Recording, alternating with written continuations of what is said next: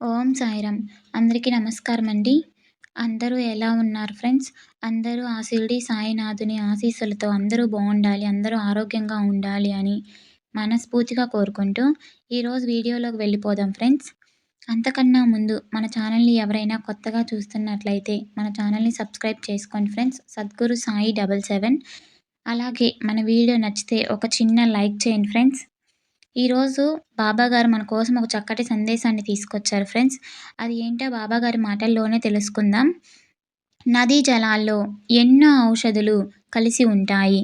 ఆ ప్రవాహ వేగంలో స్నానం చేయటం వల్ల శరీరమే కాక అంతరంగం కూడా శుద్ధమవుతుంది, ఆరోగ్యవంతమవుతుంది.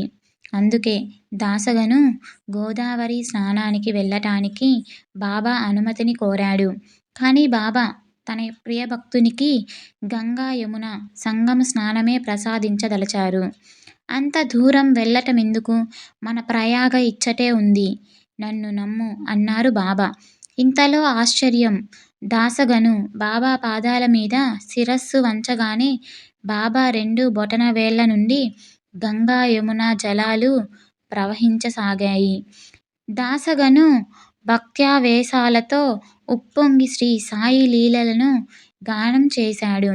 ఇలా తమ భక్తుల కోసం బాబా సాక్షాత్తు పరమేశ్వరునిగా తన శక్తిని ప్రదర్శించేవారు, పరమార్థం ఉపదేశించేవారు.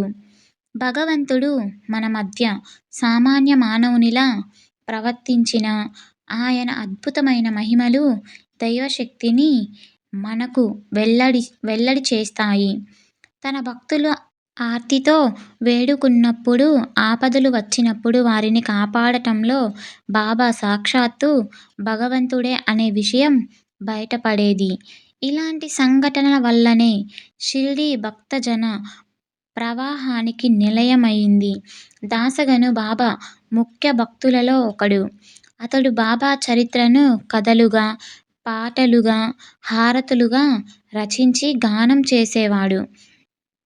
వాటిని విని చోల్కరు వంటి వారెందరో బాబాను శరణు వేడి మేలు పొందారు. అందుకే ప్రత్యక్ష దైవమైన బాబా మనకెప్పుడూ అండగా ఉండాలని ప్రార్థిద్దాం.